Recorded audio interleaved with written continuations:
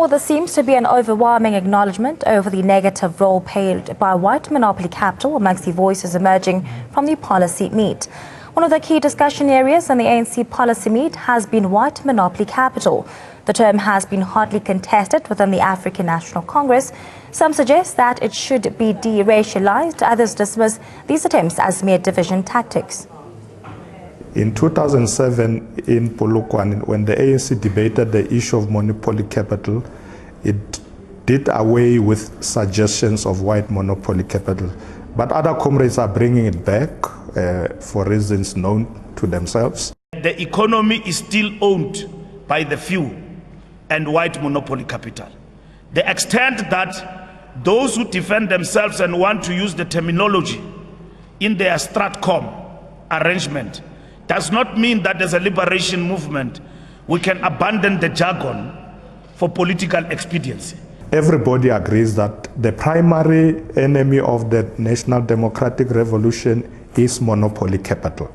Now, whether you want to emphasize the white monopoly capital as some comrades are doing is what is being debated.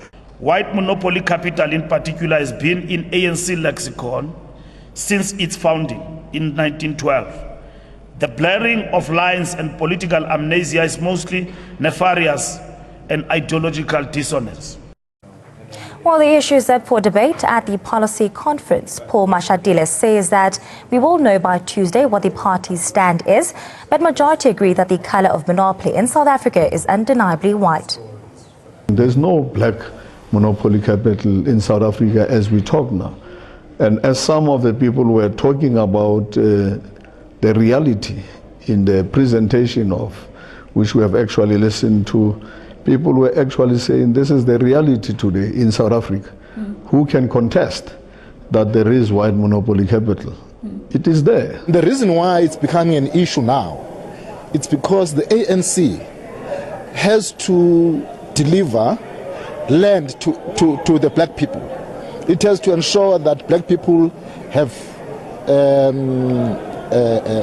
control over certain sections of the economy. We have been living in an environment where racism has actually influenced the economy, has influenced the politics, and both global and local monopolies in South Africa can also be characterized as white, male, very chauvinistic and conservative.